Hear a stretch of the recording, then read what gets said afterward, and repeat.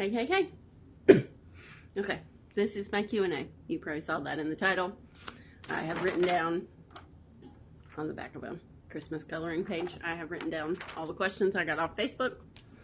If you're not following me on Facebook, then I'm really not sure how you found me on YouTube.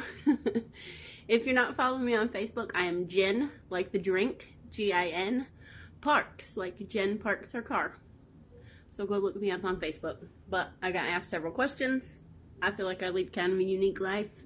And people had some questions, which I thought that people might. So I wanted to do a Q&A. So, first question. The first couple are really like a soft intro to this. And then we'll get into some deeper questions. What kind of animal would you like to be and why? So I thought about this before filming and so I was writing it down. I would like to be a sloth because I would love to know what it's like to relax so easily without the anxiety and stress that I find in my normal life comes with trying to relax, if that makes sense. So, a sloth, so that I could be lazy and not feel guilty about it. Where is the #1 place you want to go? So I have really always wanted to go to Italy. Like my entire life. I love pasta, I love Italian food. Italy is beautiful with waterways in Venice. Beautiful. But since getting with Kevin, I think that has kind of shifted into the desire to see Ireland together. So, Italy or Ireland, kind of tied for #1. What is the top thing on your bucket list? This is like a 3-part question. What's the top thing on your bucket list? Do you have a bucket list? And have you checked anything off of it? I do not have a bucket list. I try not to think about my own demise. And maybe we'll get into that more because there's another question about my mental health. Because I really do struggle with mental health. So I will never have a bucket list, a list of like things I want to accomplish before I die, because I have an overwhelming fear of how many of the things on that list are going to be left undone. Many check marks are my family and friends going to see undone and feel like I didn't lead a fulfilled life. So no bucket list for me. No, I have things in my mind that I'd love to do in this life, but there are no must-dos other than be a good mom, be a good wife, be a good human being every single day. Okay. That's it for that question. No, I don't have a bucket list. Okay. Did you and Kevin have an official wedding ceremony? No.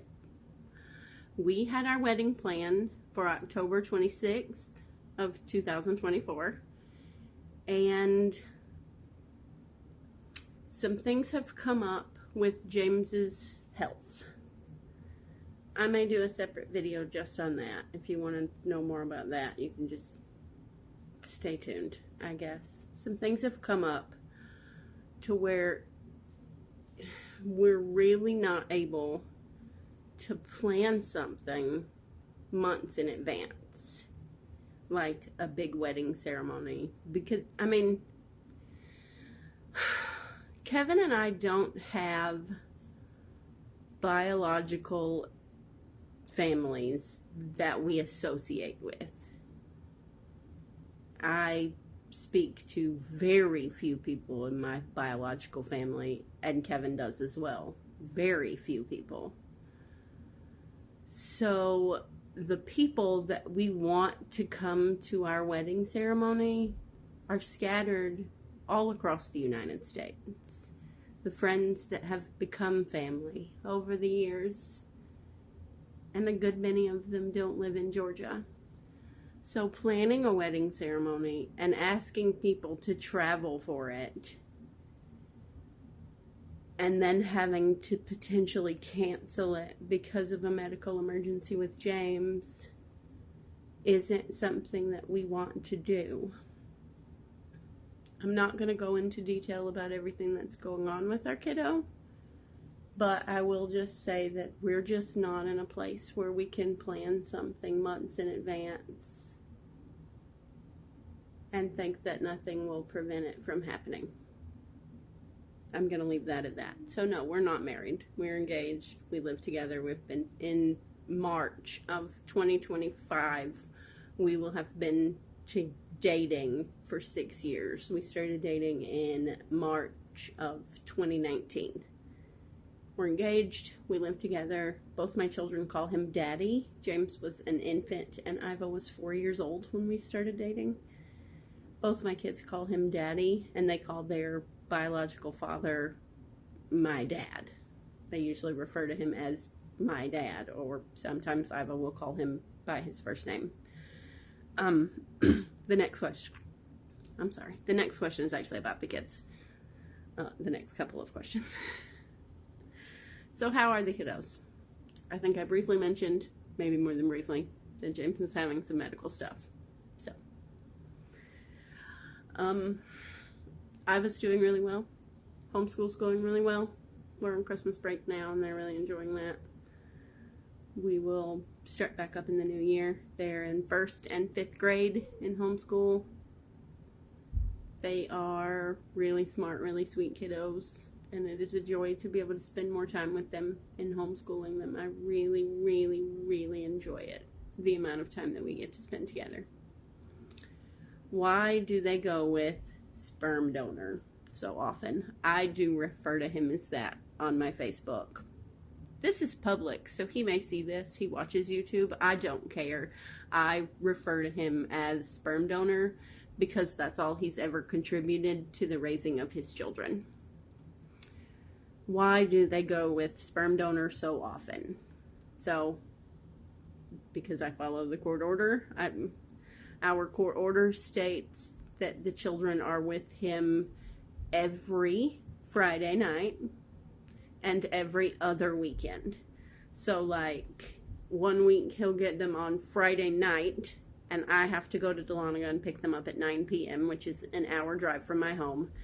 And then on the next weekend, he'll pick them up at my home on Friday evening, and then I pick them up again in his town that I drive an hour to on Sunday evening. So every other weekend he keeps them the entire weekend, and then on the alternating weekends he has them just on Friday nights, which means that I have not had a full weekend with my children in years, and I think that's ridiculous. It is the court order that the judge thought should be in place. I was willing to do, I offered my lawyer, and I put forth an agreement that stated an every other weekend schedule and alternating holidays, and the judge thought that him going 2 weeks without seeing the children was too much. So every Friday night they go and sit at his home and in front of the TV while he goes in his room and does something else. And then every other weekend, they're placed in a bedroom to watch TV for 2 days and are barely fed and barely given drinks and not spent any time with. But tell me why my ex-husband still gets my kids every single week. Okay, we're going to stop ranting about that. The man who wanted to take our newborn son home to die instead of getting him life-saving heart surgery gets my kids every Friday and every other weekend and extended holiday visits. Like, he gets them on Christmas Day this year. I have to exchange kids with my ex-husband on Christmas Day, even though he's not going to do anything with them for Christmas. There's no tree there, there's no gifts, and there hasn't been gifts in the 6 Christmases that have happened since I left him. And it's not like he doesn't believe in Christmas. Okay, enough of that question, because if you can't tell, I don't like that man. I don't like that my kids go over there so much. I don't like that he just puts them in a bedroom in front of the TV and doesn't do anything with them. Why even take the visits with your children and then not spend time with your children? I would much rather them be here where I could spend time with them and do fun things. Like, they don't have to just go to your house and watch TV every week. Okay, I think this is like the 4th time that I've said I'm done with that question. What kind of mental health do you struggle with? This is from a very sweet friend of mine who also struggles with mental health and uses her platform to speak about it. I struggle with extreme anxiety. I have generalized anxiety disorder, but mine is kind of on an extreme level. I was too afraid to drive a car until I was in my 30s, and Kevin has had an unbelievable calming effect on me. I think if I had never met Kevin, I still would not be driving, but he was able to teach me how to drive a car in my 30s. But I still do struggle a lot with anxiety involving driving. I cannot parallel park. New situations are very frightening. If I have to go somewhere new, a lot of times I'll have Kevin drive me there first to show me the parking situation and how to get there from home. I use a GPS every time I leave the house, even if I'm just going to the local grocery store. I know how to get there, but my anxiety won't let me turn it off, just in case my brain forgets how to get there. I have anxiety and depression. I am on my 3rd mental health medication now, which maybe, hopefully, sort of, kind of feels like it's helping. I have had a really rough couple of years. I deal with a lot of past trauma due to my 11-year-long abusive relationship with my ex-husband and everything that happened when baby James was born and going into cardiac arrest and all of that stuff. I deal with a lot of trauma about my past, and there may be some PTSD there, but I deal with a lot of trauma about the things that I've been through. And okay, I'm not gonna do that. So the short answer to that question is anxiety and depression, but there's a lot more, a lot longer of an answer. There's some family history of bipolar disorder, but I have never been diagnosed. I do have manic and depressive episodes. Yeah, so anxiety and depression. That's the last question. But now I'll just chat for a moment, I guess. Thank you to those that asked the questions. If you have any additional questions, sometimes my mouth gets ahead of my brain. Or my brain gets ahead of my mouth, I'm not sure which. If you have any additional questions, feel free to comment them or leave them on my Facebook page. I have no issues at all doing this again. I hope I covered everything you wanted to hear. Thanks for hanging out.